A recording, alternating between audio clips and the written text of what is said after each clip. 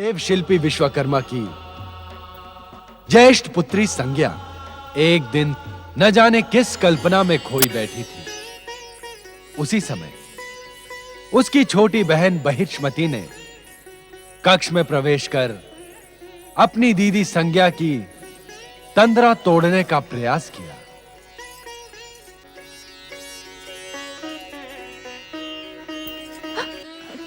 बहिष्मति, तुम?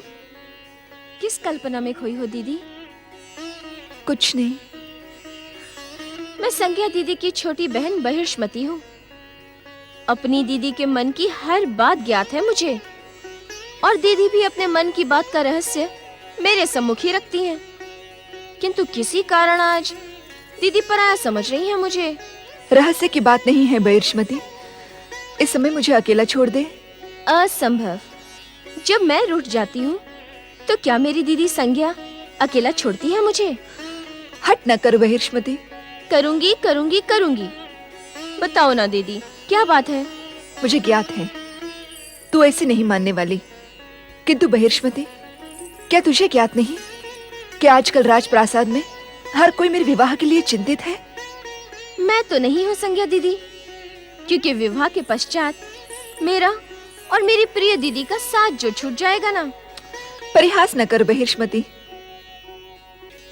इस समय मेरा मन ये सोचकर उद्विग्न है कि वो कौन होगा जिसके साथ मेरे जीवन की डोर बंधेगी।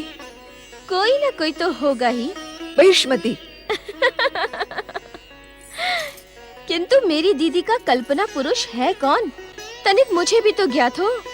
मैं यही सोच रही थी कि मेरा जीवन साथी रूपवान, श्रेष्ठ, तेजस्वी होने के साथ साथ मेरे मन की भावनाओं के प्रति आदर रखने वाला, मुझसे स्नेह करने वाला हो। अरे रे रे रे रे रे रे रे रे, एक साथ इतनी अधिक विशेषताओं वाला पुरुष? स्वप्न राजकुमार भी कहीं न कहीं हमारी प्रतीक्षा कर रहा होगा। नारायण नारायण। प्रणाम देवर्षि नारद। देव शिल्पी विश्वकर्मा देव, मैं आप दोनों की उद्विग्नता दूर करने के लिए ही प्रकट हुआ हूँ। आपके आगमन मात्र से समस्त उद्विग्नताओं और चिंताओं का नाश होता है देवर्षि। नारायण नारायण। देव शिल्पी जी, आपको अपनी ज्येष्ठ पुत्री संज्ञा की जितनी चिंता है, उससे अधिक परम पिता ब्रह्मा जी को है। देवर्षि, हम इस समय संज्ञा की ही चर्चा कर रहे थे। देवी, श्री भगवान की कृपा से संसार का कोई रहस्य नारद जी के लिए रहस्य नहीं है। देवर्षि, कहिए, परमपिता ब्रह्मदेव का क्या आदेश है? नारायण नारायण।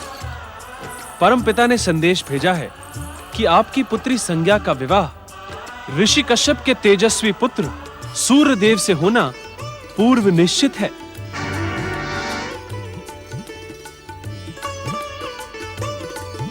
नारायण नारायण। किंतु सूर्यदेव को जामाता के रूप में प्राप्त करना इतना सरल नहीं है। भगवान भास्कर को जामाता के रूप में प्राप्त करने के लिए आप दोनों को तप द्वारा उन्हें प्रसन्न करना होगा। अवश्य देवर्षि।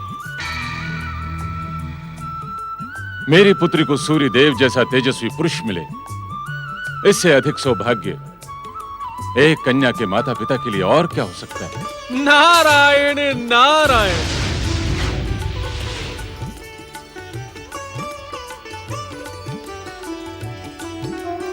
ओम सूर्य नारायणाय नमो नमः। ओम दिवाकराय नमो नमः। ओम आदित्याय नमो नमः। ओम भास्कराय नमो नमः। ओम सूर्यदेवाय नमो नमः। ओम सूर्यदेवाय नमो नमः। ओम सूर्यदेवाय नमो नमः। ओम सूर्यदेवाय नमो नमः। ओम सूर्यदेवाय नमो नमः। ओम सूर्यदेवाय नमो नमः। ओम सूर्यदेवाय नमो नमः।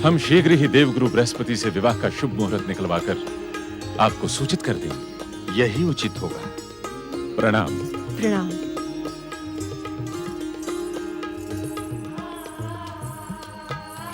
ऋषिवर, आप अदिति को प्रेम करते हैं और मुझसे द्वेष। यही कारण है कि आपने अदिति को आदित्य सूर्य स्वर्गाधिपति इंद्र जैसे दिव्य तेजस्वी पुत्र प्रदान किए, जबकि मैं मां बनने के लिए तरस रही हूँ। क्या ये आपका मेरे प्रति अन्याय नहीं है? समय से पूर्व कुछ नहीं होता अदिति। हमें ज्ञात है कि तुम विश्व विजयी पुत्रों की माता बनोगी, परंतु उसके लिए तुम्हें लंबी प्रतीक्षा करनी होगी। हाँ, प्रतीक्षा करना मेरा स्वभाव नहीं है ऋषिवर। अदिति मेरी बहन होते हुए भी मेरी सौत है, और सौत के पुत्रों के लिए मैं शुभकामनाएं कदापि व्यक्त नहीं करूंगी, और सूर्य के विवाह में कदापि सम्मिलित नहीं रहूंगी। हाँ, हाँ।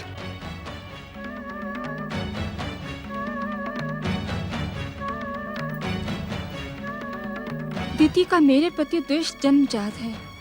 मैंने इसे समझाने के अनेकों प्रयत्न किए स्वामी, परंतु सब की सब व्यर्थ प्रमाणित हुए। दीति के द्वेषी स्वभाव का परिणाम तो भविष्य ही बताएगा अदिति, जब इसके स्वभाव की काली छाया इसके पुत्रों पर पड़ेगी। इसी कारण मैं सदा चिंतित रहता हूं।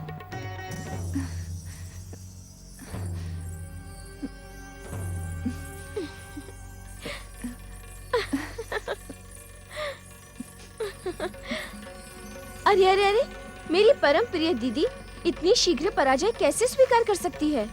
परिहास न कर बहिर्ष्मति, इस समय मेरा मन खिन्न है। तुम्हारी खिन्नता का उपचार करने ही तो मैं आई हूँ। तुम्हारे भावी पति सूर्यदेव ने माताश्री और पिताश्री की आराधना को अस्वीकार नहीं किया है, अपितु उन्होंने कहा कि इसके लिए मेरे माता पिता से अनुमति लें। अब तो ये विवाह निश्चित ही है। भला तुम जैसी सुशील, रूपवान, विश्वकर्मा पुत्री को वे पुत्रवधू के रूप में स्वीकार क्यों नहीं करेंगे? तू नहीं समझती बहिर्ष्मति, सूर्य देव को पति रूप में प्राप्त करने का विचार ही मुझे भयभीत कर देता है। ये तुम क्या कह रही हो दीदी? सत्य कह रही हूँ बहन। जिस सूर्य के तेज से सारा संसार ताप का अनुभव करता है, उसके समीप जाकर मेरा शरीर भस्म नहीं हो जाएगा? पति का प्रेम भस्म नहीं करता दीदी, अपितु स्नेह की शीतलता प्रदान करता है।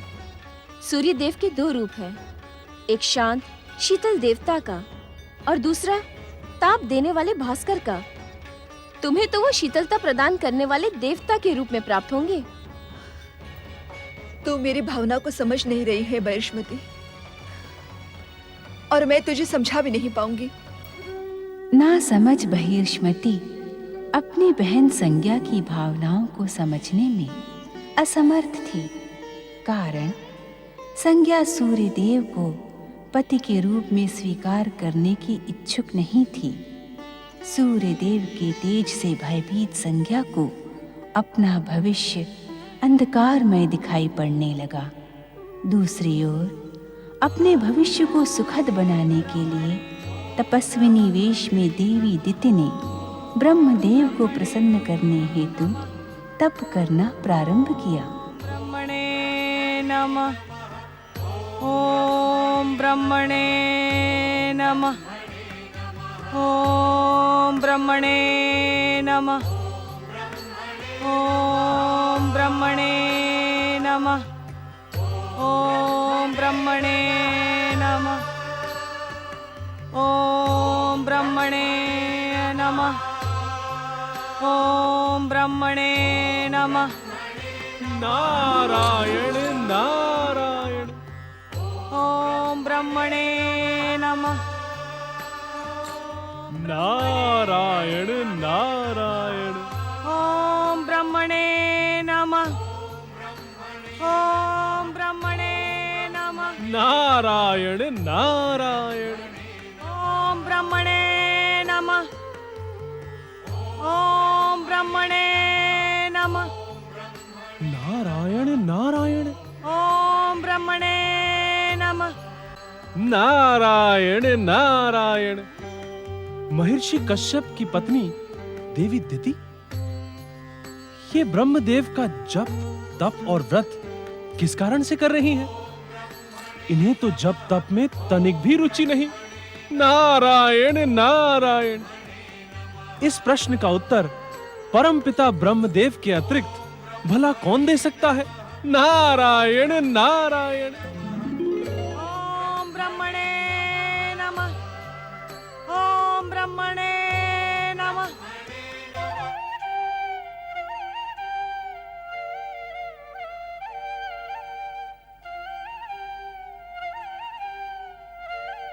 किन विचारों में खोई है देवी सरस्वती? स्वामी, मैं आपकी सृष्टि रचना की विचित्रता पर विचार कर रही थी। आपने चित्र विचित्र प्राणियों का निर्माण किया तथा ऐसे मानस पुत्रों को भी जन्म दिया जो विचित्र परिस्थितियों और शक्तियों के मध्य घिरे रहते हैं। कहीं तुम हमारे मानस पुत्र कश्यप की चर्चा तो नहीं कर रही हो, जिसका विवाह दक्ष प्रजापति की 13 कन्याओं से हुआ है? सत्य है स्वामी। सत्य तो यह है देवी सरस्वती कि इस समय हम भी उन्हीं के विषय में सोच रहे थे। कैसा विचित्र संयोग है। नारायण नारायण। प्रणाम परमपिता। प्रणाम माता। नारद, तुम दक्ष प्रजापति की कन्या तथा कश्यप की पत्नी दिति की तपस्या के संबंध में जिज्ञासा लेकर ब्रह्मलोक आए हो, ये हमें ज्ञात है, किंतु तुम्हारी जिज्ञासा का समाधान सरल नहीं है। नारायण नारायण। परंतु ऐसा क्यों परमपिता? यदि हम तुम्हें ही सब कुछ बता देंगे तो दिति से क्या कहेंगे? इसका अर्थ तो यही हुआ ना कि आप देवी दिति को वरदान अवश्य देंगे। नारद, अपनी बुद्धि का प्रयोग करके अर्थ का अनर्थ ना करो। नारद, चकित होने की आवश्यकता नहीं है। देवी सरस्वती सत्य कह रही हैं। सत्य? अर्थात आप देवी दिति के समीप जाएंगे किंतु उन्हें वरदान नहीं देंगे? अपनी जिज्ञासा का समाधान पाने के लिए ये व्यग्रता अनुचित है नारद। नारायण नारायण। तो आप अपने मानस पुत्र की जिज्ञासा का समाधान कर क्यों नहीं देते परमपिता? आपसे तो यह रहस्य अज्ञात नहीं है कि अपनी जिज्ञासा का समाधान पाए बिना नारद का चित्त शांत नहीं होता। वैकुंठ के महासम्मेलन में तो तुम संयोजक थे। महासम्मेलन के समय जो घटनाएं हुई उसका स्मरण तुम्हें अवश्य होगा नारद। आप किस घटना का उल्लेख कर रहे हैं परमपिता? वहां तो कई घटनाएं और कई दुर्घटनाएं एक साथ घटी थी। शुक्रदेव का दैत्य गुरु शुक्राचार्य बनना, शनिदेव का अपने पिता सूर्यदेव के विरुद्ध विद्रोह और सनकादिक 4 बाल योगियों द्वारा बैकुंठ के द्वारपाल जय विजय को शाप। मैं इसी अंतिम घटना का स्मरण तुम्हें करवा रहा हूं नारद। परमपिता, इस घटना का देवी दिति की तपस्या से क्या संबंध? संबंध है नारद। कश्यप पत्नी दिति असाधारण, बलशाली, अपराजित पुत्रों की प्राप्ति हेतु तपस्या कर रही है। नारायण नारायण। दिति की तपस्या से जय विजय का क्या संबंध हो सकता है परमपिता?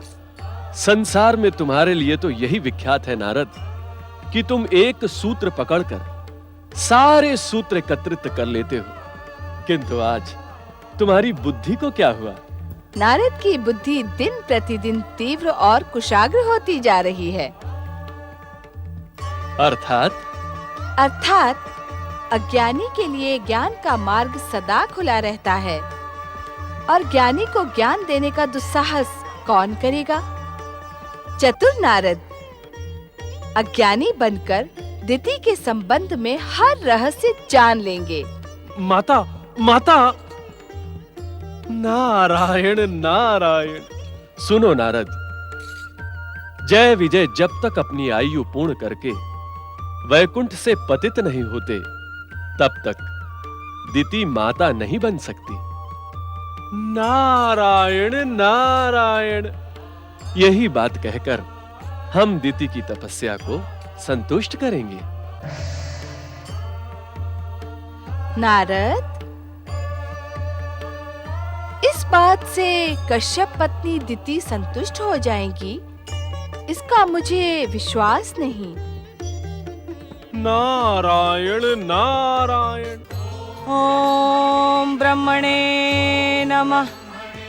ओम ब्रह्मणे नमः।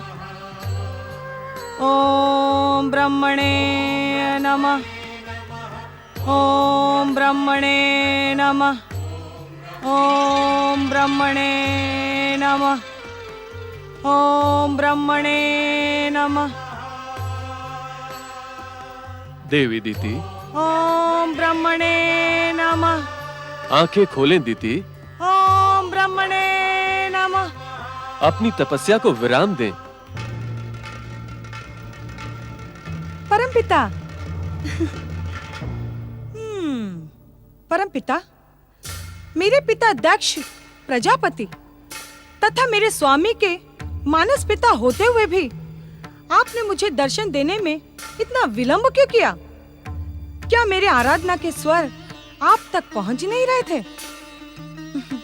अथवा मेरी बहन, नहीं, मेरी सौत अदिति ने मेरे स्वर रोकने के लिए कोई षड्यंत्र किया? अपने मन में उठते संदेह के ज्वालामुखी पर नियंत्रण रखो दिति। भला अदिति तुम्हारे स्वर को रोकने का कार्य क्यों करेगी? आपको तो ज्ञात ही होगा परमपिता कि ईर्ष्या व्यक्ति को किस सीमा तक नीचे गिरा देती है। आप स्पष्ट कहें, क्या अदिति ने मेरे विरुद्ध कोई षड्यंत्र किया है? अदिति के स्वभाव से तुम स्वयं अपरिचित नहीं हो दिति। वो तो जप तप व्रत करने वालों पर प्रसन्न होती हैं। उनका विरोध कैसे करेंगी? ये प्रसंग ही ऐसा है परमपिता। स्त्रिया चरित्र को भला एक स्त्री से अधिक कौन समझ सकता है? सौतिया ईर्ष्या ने उसका स्वभाव परिवर्तित कर उसे और ईर्ष्यालु बना दिया है। सत्य तो यह है दिति कि सौतिया ईर्ष्या से तुम ग्रसित हो। देवी अदिति तो आज भी तुम्हें छोटी बहन के समान ही स्नेह करती हैं। ये सत्य नहीं है। आप अदिति का पक्ष ले रहे हैं। हम किसी का पक्ष नहीं लेते, अपितु न्याय की कसौटी पर हर एक को परखते हैं। हमारे कई आराधक तो तपस्या करते करते युगों बिता देते हैं, किंतु हमारे दर्शन उन्हें प्राप्त नहीं होते। तुम्हारे स्वभाव को देखते हुए हम शीघ्र ही प्रकट हुए हैं। कहो, क्या इच्छा है तुम्हारी? मैं स्वयं कुछ नहीं कहूंगी। आपको मेरी इच्छा के विषय में भली भांति ज्ञान है। बताएं, मुझे असाधारण पराक्रमी पुत्रों का वरदान दे रहे हैं अथवा नहीं? देती, हम तुम्हें इच्छित वरदान अवश्य प्रदान करेंगे, परंतु उसका फल पाने के लिए तुम्हें दीर्घ काल तक प्रतीक्षा करनी पड़ेगी। क्यों करनी पड़ेगी प्रतीक्षा? ये विधि का निश्चित विधान है। तो आपकी तपस्या से लाभ क्या निकला? हमने तो तुमसे तपस्या करने को नहीं कहा था दीति, किंतु एक बात निश्चित है। कौन सी बात? यदि तुमने अपने स्वभाव में परिवर्तन नहीं किया तो इसका प्रभाव तुम्हारे होने वाले पुत्रों पर भी पड़ेगा। इस कारण क्रोध और ईर्ष्या का त्याग करो, तुम्हारा कल्याण हो। तुम कहो अथवा ना कहो ब्रह्मदेव, किंतु मैं भली बात जानती हूँ, मुझे प्रतीक्षा अदिति और उसके पुत्रों के कारण ही करनी पड़ रही है, किंतु मैं पराजित नहीं होने वाली। पराक्रमी पुत्रों को जन्म देकर उन्हें विश्व विजयी बनाकर ही रहूंगी, और जब तक मेरी प्रतिज्ञा पूर्ण नहीं हो जाती तब तक मैं किसी धार्मिक अनुष्ठान स्वागत समारोह में भाग नहीं लूंगी। अदिति पुत्र सूर्य के विवाह में भी नहीं।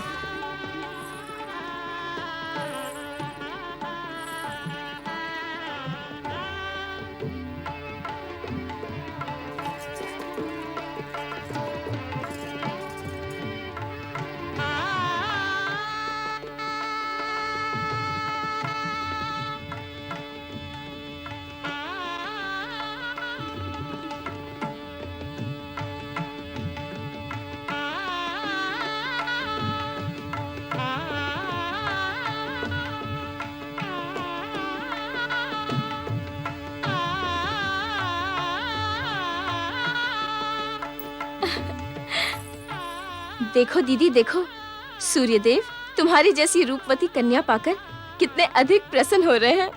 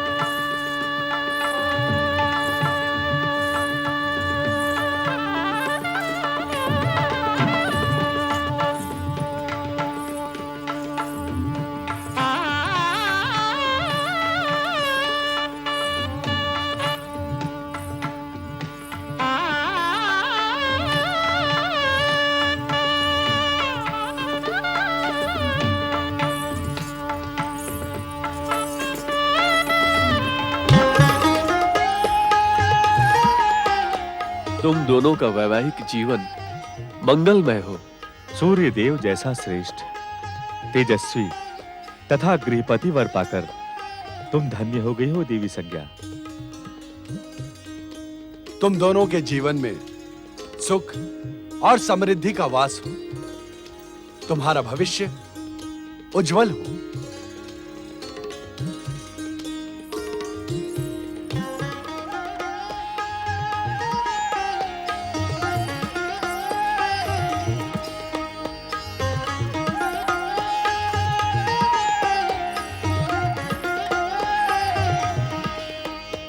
मेरे तेजस्वी पुत्र सूर्य, आज तक तुमने अकेले ही अपने तेज से इस संसार को प्रकाशित किया। इन्हीं श्रेष्ठ कर्मों का परिणाम है कि तुम्हारे अपने जीवन को प्रकाशित करने वाली देव शिल्पी विश्वकर्मा देव की सुंदर कन्या संज्ञा प्राप्त हुई। तुम दोनों का कल्याण हो।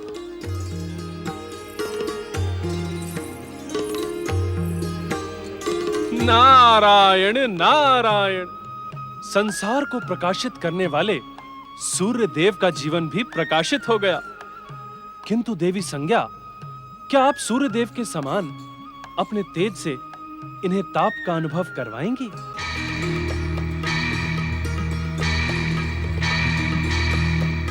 नारद, तुम देव ऋषि हो। अवसर की गरिमा और मर्यादा का तुम्हें सदा ध्यान रखना आवश्यक है।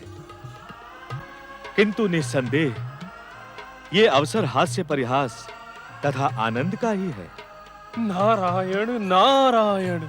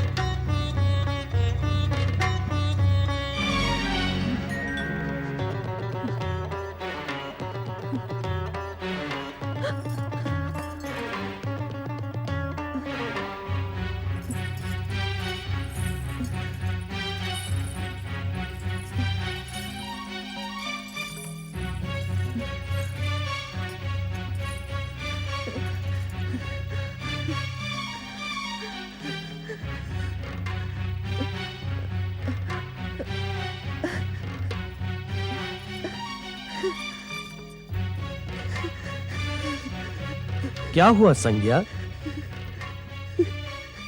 तुम इतनी अधिक घबराई हुई क्यों लग रही हो?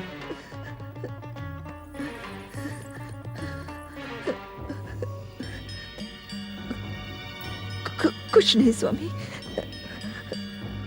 कुछ तो है संज्ञा। विवाह की बेला से मैं तुम्हारी घबराहट, उद्विग्नता और गंभीरता का अनुभव कर रहा हूं। क्या तुम हमारे तेज से भयभीत हो? प्रिय, इस समय हम तुम्हारे लिए ताप और अग्नि वर्षा करने वाले भास्कर नहीं, अपितु तुम्हारे पति शीतल हृदय सूर्य हैं।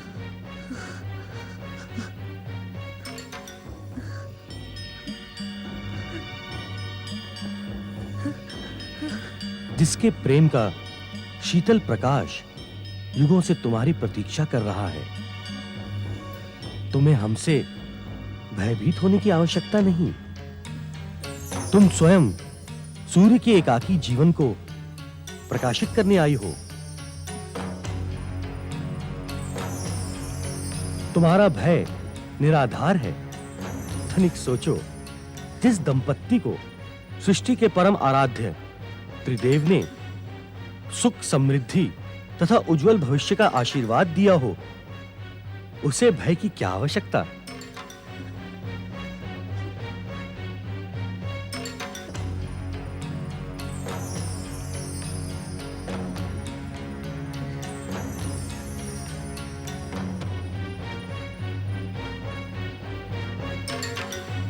आपकी सृष्टि में कितनी अधिक विचित्रताएं और विडंबनाएं हैं परमपिता ब्रह्मा जी। देवाय नमो नमः। धर्मराज एवं चित्रगुप्त, आप यहाँ ब्रह्मलोक में? हमारी सृष्टि का कार्य तो कुशल पूर्वक चल रहा है ना? सृष्टि के कार्य में तो कोई बाधा नहीं है परमपिता, किंतु क्या धर्मराज? धर्म को अपनी बात कहने में तनिक भी संकोच रखना अनुचित है। निसंकोच कहें, क्या समस्या है? हे परमपिता, आपने पृथ्वीलोक के प्राणियों की मृत्यु के पश्चात उन्हें जाने हेतु यमलोक का निर्माण किया। मुझ धर्मराज को यमलोक का प्रशासक तथा आप चित्रगुप्त जी को मृत प्राणियों के पिछले जीवन का लेखा जोखा रखने हेतु नियुक्त किया, परंतु हम निष्क्रिय हैं। हमारे पास कोई कार्य ही नहीं है। अपने कार्य के प्रति जिस प्रकार निष्ठा भाव प्रकट करते हुए आप दोनों ब्रह्मलोक में उपस्थित हुए हैं, उससे हम प्रसन्न हुए।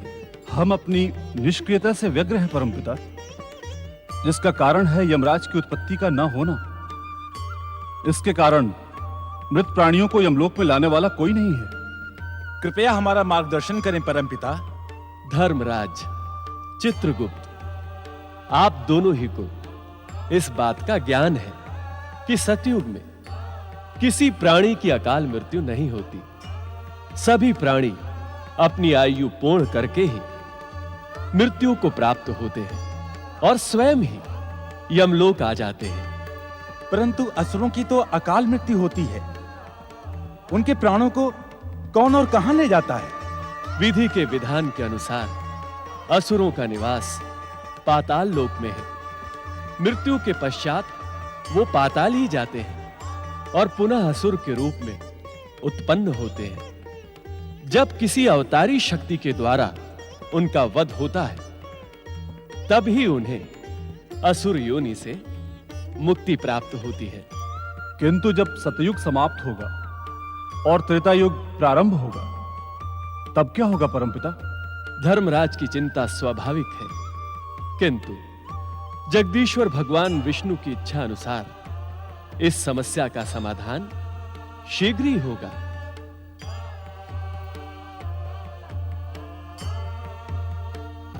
सूर्य देव एवं संज्ञा के पुत्र के रूप में यमराज निश्चित समय पर जन्म लेंगे। आप दोनों प्रतीक्षा करें।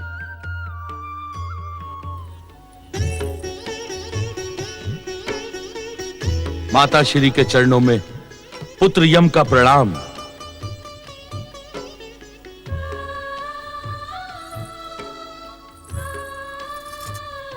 प्रणाम माता श्री। माता, तुम प्रतिदिन किन विचारों में खोई रहती हो? हमने सदा आपको उदास देखा है माता। तुम्हारी उदासी का क्या कारण है माता? क्या हम आपके दुख को ज्ञात करने के योग्य नहीं? क्या तुम्हारे दुख का कारण हम भाई बहन हैं? क्या हमसे कोई अपराध हुआ है माता? सत्य तो यह है कि अपनी माता को प्रसन्न देखने के लिए हम तरस गए हैं। उत्तर दो माता, आपकी अप्रसन्नता का कारण क्या है? उत्तर दो माता, उत्तर दो। आज आपको अपने दुख का कारण बताना ही होगा माता। यदि हमसे कोई अपराध हुआ हो माता, तो आप हमें दंड दो। नहीं यमी, नहीं। तुम दोनों मेरे अत्यंत प्रिय हो। तुम दोनों के अपराध का प्रश्न ही नहीं उठता। तुम दोनों के लिए मेरे मन में अपार प्रेम है। माता, अपने दुख का कारण बताएं। मेरे दुख का कोई कारण नहीं है पुत्र। बस यूं ही मेरा मन अशांत रहता है। किंतु क्यों माता? हम आपकी इस अशांति का कारण ज्ञात करने के इच्छुक हैं माता। हमें स्पष्ट बताएं। क्या हमारे तेजस्वी पिता सूर्यदेव आपसे अप्रसन्न हैं? अथवा आप स्वयं ही उनसे असंतुष्ट हैं? हट ना करो यमी, मुझे अपने दुखों के साथ छोड़ दो। नहीं माता, नहीं। आज तुम्हें अपने दुखों का कारण बताना ही पड़ेगा। बताइए माता, बताइए। यमी, ये सत्य है कि तुम्हारी माता सदा हमसे असंतुष्ट रही। पिताश्री प्रणाम। असंतुष्ट ही नहीं, यमी, विवाह के पश्चात देवी संज्ञा सदा हमसे भयभीत भी रही। किंतु भय का कारण क्या था पिताश्री? तुम्हारी माता सोचती हैं कि हमारा तेज इन्हें भस्म कर देगा। हमने अनेकों बार इन्हें समझाया कि हमारा तेज तो बाहरी संसार के लिए है। तुम्हारे लिए तो हमारे हृदय में अपार शीतल प्रेम है। स्वामी, अबोध बालकों के सन्मुख ये पुराण वाचना आवश्यक है क्या?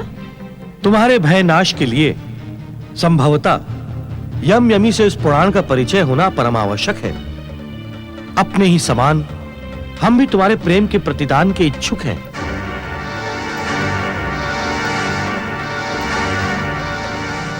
तुमने सदा हमारे प्रेम को ठुकराकर हमें भय और उपेक्षा के साथ ही देखा।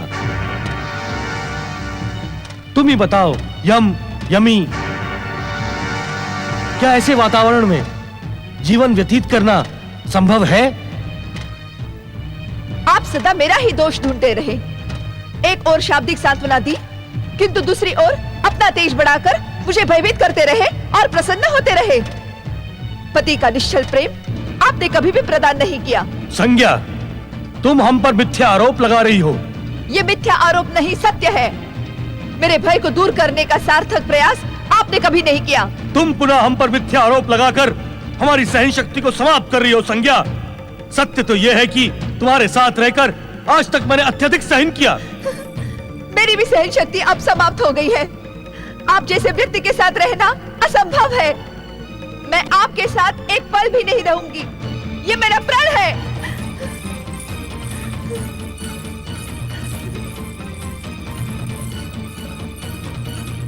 माता, माता, माता, माता, रुक जाइए माता, माता, माता, माता, हमें छोड़कर ना जाए माता। माता, माता, हमें आपकी स्नेह छाया की आवश्यकता है माता। ना जाइए माता। नहीं, अब मैं लौट कर नहीं आऊंगी। अपनी प्रतिज्ञा के पश्चात मेरा सूर्यलोक लौटना असंभव है। माता,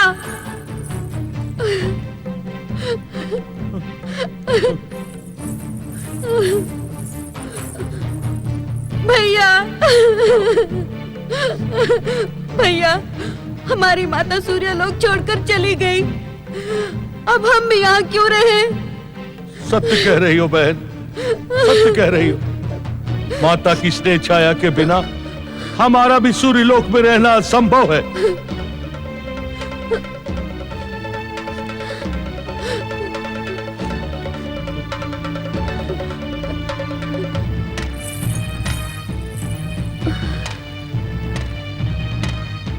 मैं सूर्यलोक छोड़कर पृथ्वी पर चली जाऊंगी। स्वयं को जल में परिवर्तित कर यमुना नदी बन जाऊंगी, यमुना नदी बन जाऊंगी।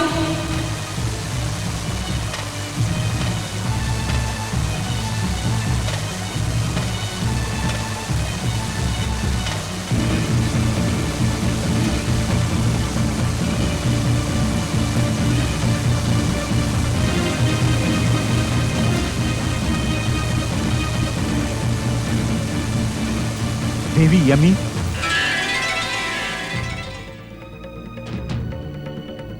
मैं पर्वतराज हिमालय आपका पृथ्वी लोक पर हार्दिक स्वागत करता हूं।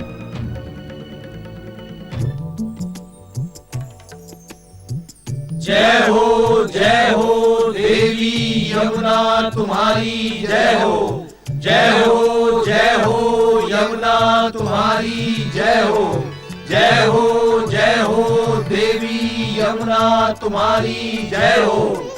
देवी यमुना की जय। भगवान श्री विष्णु की कृपा से आपकी व्यथा हमसे अज्ञात नहीं है देवी यमी।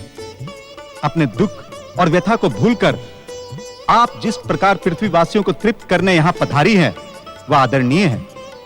कथा और पुराण सदैव आपकी कर्तव्य निष्ठा का गुणगान करते रहेंगे। पर्वतराज हिमालय, आपका स्थान मेरे लिए पिता सूर्यदेव और माता संज्ञा की भांति आदरणीय है। आपने अपने राज्य के पर्वत क्षेत्र में मुझे स्थान देकर धन्य कर दिया। सत्य तो यह है देवी यमी, आपके चरणों का परम पावन स्पर्श पाकर न केवल मैं अपितु समस्त पृथ्वीवासी भी पवित्र और धन्य हो जाएंगे। आज से यह पर्वत शिखर आपकी उत्पत्ति के क्षेत्र के रूप में यमुनोत्री के नाम से विख्यात होगा। जन जन को तृप्त करने पधारी देवी यमुना की जय। जन जन को तृप्त करने पधारी देवी यमुना की जय। माँ लौट आओ, लौट आओ माँ, माँ हमें इस तरह छोड़कर मत जाओ।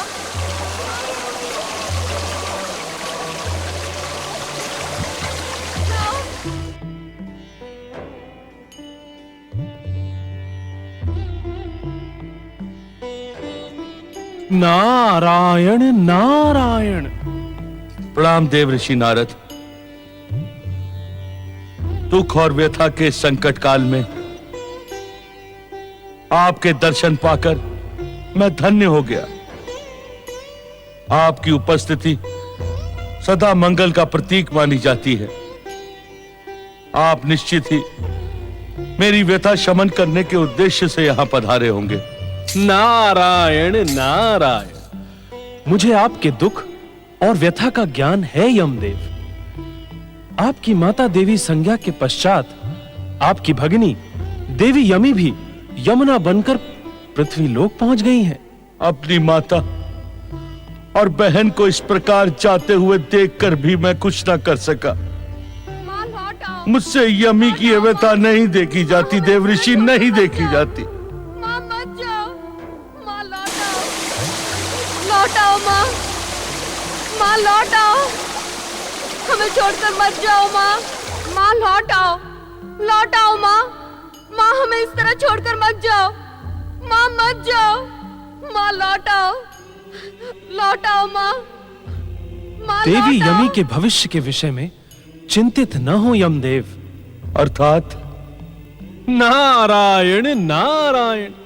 सतयुग और त्रेता युग के पश्चात द्वापर युग में जगदीश्वर भगवान श्री विष्णु धर्म के संस्थापन के लिए पृथ्वी लोक पर श्री कृष्ण का अवतार धारण करेंगे। तब आपकी बहन यमुना का तट उनकी बाल लीलाओं का केंद्र बनेगा। नारायण नारायण। प्रभु के चरणों का स्पर्श पाकर देवी यमी अपने पिछले सारे दुख भूल जाएंगी। अपनी बहन का सौभाग्य सुनकर मैं धन्य हुआ देव ऋषि, किंतु मैं आपसे एक प्रश्न पूछने का इच्छुक हूं। नारायण नारायण। यमदेव, आप यही ज्ञात करने के इच्छुक है ना कि आपकी माता और बहन देखते ही देखते आपसे दूर चली गई और आपके पिता ने उन्हें रोकने का प्रयास भी नहीं किया। हाँ देवऋषि, क्या ये हमारे पिता सूर्यदेव का अन्याय नहीं है? न्याय अन्याय के विषय में मैं कुछ नहीं कह सकता यमदेव। नारायण नारायण। किंतु मुझे इतना ज्ञात अवश्य है कि हर घटना से एक नई घटना का जन्म होता है और इसके चमत्कारी परिणाम भी निकलते हैं। क्षमा करे देवऋषि, मैं आपकी सांकेतिक भाषा को समझने के योग्य नहीं। कृपया आप सरल भाषा में मेरी शंका का समाधान करें। आपकी योग्यता के विषय में मुझे और संसार को तनिक भी संदेह नहीं है, किंतु आप सरल भाषा में सुनने के इच्छुक हैं तो सुने। नारायण नारायण। आपका सूर्यलोक से बहिर्गमन यमलोक में रिक्त स्थान की पूर्ति के लिए हुआ है। यमलोक? हाँ सूर्यपुत्र यमराज जी, आप शीघ्र ही यमलोक पहुंचे। वहां मेरे मानस पिता ब्रह्मदेव के आदेशानुसार धर्मराज और चित्रगुप्त आपकी प्रतीक्षा कर रहे हैं। माता और बहन के जाने के पश्चात सूर्यलोक से मेरा भी संबंध टूट गया है। देवऋषि नारद, आपका मार्गदर्शन पाकर मैं कृतार्थ हुआ। अब यमलोक ही मेरा स्थायी निवास होगा। मुझे आज्ञा दें। प्रणाम। देवी संज्ञा के पुत्र और पुत्री को इस घटना से उनका स्थायी स्थान मिल गया, किंतु अब देवी संज्ञा का क्या होगा? दीदी, दीदी, विवाह के पश्चात तुम पति प्रेम में ऐसी डूबी कि हमें तो भूल ही गई। मैंने पिताश्री से कई बार कहा कि तुम्हें बुलाएं, किंतु उन्होंने मेरी विनती स्वीकार ही नहीं की। क्या बात है दीदी, तुम्हारी आंखों में अश्रु? सब कुशल तो है? पुत्री संज्ञा,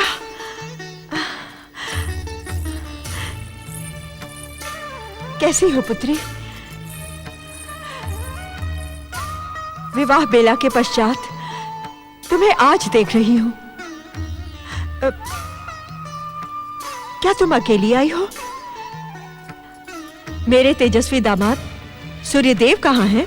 माता, मैंने सूर्यलोक का सदा सदा के लिए त्याग कर दिया है। संज्ञा,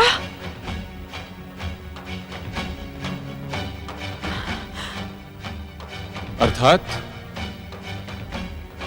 तुमने अवश्य अपने पति से कोई वाद विवाद किया होगा, उन्हें अप्रसन्न किया होगा। आप ये क्यों नहीं पूछते पिताश्री कि उन्होंने मुझे कितना अप्रसन्न किया है, मेरे स्वाभिमान को कितना अधिक आहत किया है। उस घोर अपमानजनक स्थिति में मैं भला कैसे रह सकती थी? तुम अब मां बन गई हो संज्ञा। क्या सूर्यलोक छोड़ते समय तुम्हें अपने पुत्र यम और पुत्री यमी का भी विचार नहीं आया? वे बालक नहीं है माताश्री। जब मैंने सूर्यलोक में ना रहने का निश्चय कर ही लिया तो उन सब की चिंता क्यों करूं? मैं सदा सदा के लिए यहां रहने आई हूं।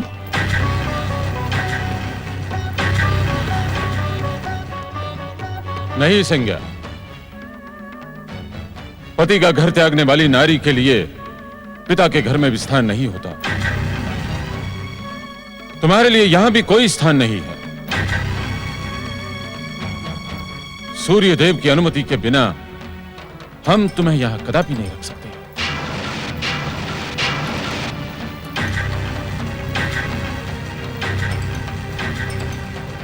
इतने अधिक कठोर ना बने पिताश्री। पुत्री बृहस्पति, धर्म के मार्ग पर चलने वाले व्यक्ति को पग पग पर परीक्षा देनी पड़ती है। मैं पुत्री के मोह में धर्म के मार्ग को छोड़ नहीं सकता। किंतु धर्म का मार्ग? हाँ पुत्री, धार्मिक व्यवस्था के अनुसार विवाह के पश्चात कन्या का सुख संसार उसके पति का घर ही होता है।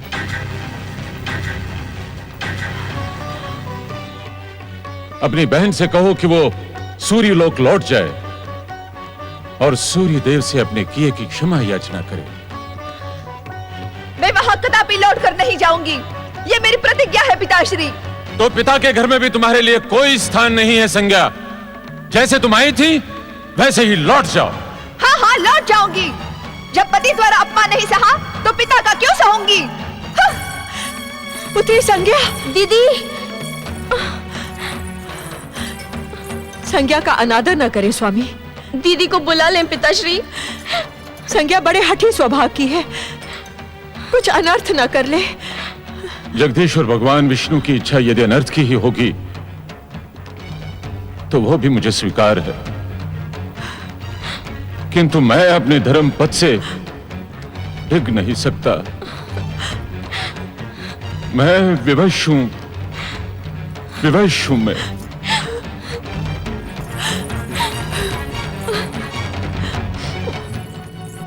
नारायण नारायण नारायण नारायण नारायण नारायण।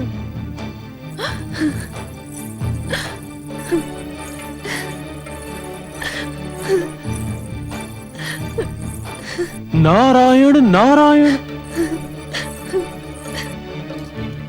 अपने पति ग्रह को त्याग कर तुमने उचित नहीं किया देवी संज्ञा। परमपिता ब्रह्मदेव के आदेश पर मैंने तुम्हारा विवाह संबंध सूर्यदेव जैसे तेजस्वी ग्रहपति के साथ जोड़ा था। नारायण नारायण। तुम्हें इस दुर्दशा में देखकर मैं अपने आप को ही दोषी समझने लगा हूं।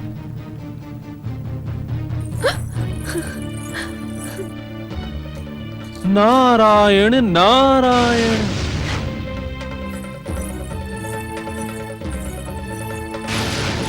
नारायण नारायण। प्रणाम देवर्षि नारद। मैं तो तुम्हें तुम्हारे महान पति सूर्यदेव से पुनर्मिलन का ही आशीर्वाद दूंगा देवी संज्ञा। मेरे कल्याण, मेरे मंगल का आशीर्वाद आप क्यों नहीं देते देवर्षि? नारायण नारायण। क्योंकि पति से दूर रहकर किसी भी नारी का मंगल और कल्याण हो ही नहीं सकता। विवाह के पश्चात नारी का स्वर्ग उसके पति का घर ही है। क्षमा देवर्षि क्षमा। आप जिस पतिगृह को स्वर्ग संबोधित कर रहे हैं, आपके उसी स्वर्ग में मैंने नरक से भी भयानक यातना झेली है। आप मुझे ऐसा आशीर्वाद ना दे जो पुनः मेरी यातना का कारण बने। देवी संज्ञा, उस यातना को झेलने का उत्तरदायित्व भी तुम्हारा है। देवर्षि, तुमने सूर्यदेव के ताप और तेज के विषय में अकारण ही एक भ्रम अपने मन में पाल रखा है। क्या विवाह के पश्चात इतने वर्षों में एक बार भी सूर्यदेव ने अपने ताप से तुम्हें दग्ध किया? अपनी तेजस्विता और ताप का उल्लेख करके सूर्यदेव ने मेरी उपेक्षा तो की, प्रतिदिन मेरे स्वाभिमान को आहत तो किया। तेजस्विता और ताप का उल्लेख करने के लिए तुमने ही सूर्यदेव को बाध्य किया। ये असत्य है देवर्षि नारद। सत्य तो ये है कि सूर्यदेव के तेज के बिना इस संसार की कल्पना ही नहीं की जा सकती। इसीलिए आप सब मुझे अपमानित कर रहे हैं। नारायण नारायण। ये भी तुम्हारा भ्रम है देवी संज्ञा। तुम सूर्यदेव से इस संसार की कल्पना की बात कर रही हो। तनिक सोचो, सूर्यदेव को भी अपनी तेजस्विता और ऊर्जा प्राप्त कहां से होती है? अर्थात एक नहीं, करोड़ों करोड़ सूर्यों के तेज से भी अधिक तेजस्वी जगदीश्वर भगवान श्री विष्णु से। नारायण नारायण। उचित तो यही होगा देवी संज्ञा कि तुम पुनः अपने पति सूर्यदेव की शरण में लौट जाओ। कदापि नहीं देवर्षि, कदापि नहीं। मैं सूर्यलोक कभी नहीं लौटूंगी। यदि लौटना ही था तो मैं वहां से निकलती क्यों? नारायण नारायण। तो क्या पति और पिता के आश्रम से वंचित रहकर तुम सदा इसी प्रकार भटकती रहोगी? तुम भले ही सूर्यलोक से निकल आई हो, परंतु तुम सूर्यदेव की पत्नी और यमयमी की माता हो। घटनाओं से परिचय नहीं बदलता देवी संज्ञा। अपने हट को त्याग कर संसार को प्रकाशित करने वाले अपने महान पति की प्रतिष्ठा का ध्यान तो रखो। नारायण नारायण, गृहपति सूर्यदेव की धर्मपत्नी इस प्रकार पृथ्वीलोक पर निरुद्देश्य भटकती रहे, ये सर्वथा अनुचित है। तो फिर आप ही बताइए देवर्षि कि मैं क्या करूं? संकट की इस घड़ी में अब आप ही मेरा मार्गदर्शन करें। स्मरण करो देवी संज्ञा कि तुम्हारे विवाह के शुभ अवसर पर स्वयं ब्रह्मा विष्णु महेश ने उपस्थित होकर तुम दोनों को सुख, शांति, संतुष्टि और कल्याण का आशीर्वाद दिया था। वो मेरे जीवन का अविस्मरणीय दिन था देवर्षि। तो वो आशीर्वाद मिथ्या नहीं हो सकता देवी संज्ञा। तुम अपने पति सूर्यदेव के इष्ट देव जगदीश्वर भगवान श्री विष्णु के नाम का जाप करते हुए तपस्या करो। जय श्री हरि। जय श्री हरि के नाम के निरंतर जाप से तुम्हारी हर दुविधा का अंत होगा, तुम्हें कष्टों से मुक्ति प्राप्त होगी। जय श्री हरि।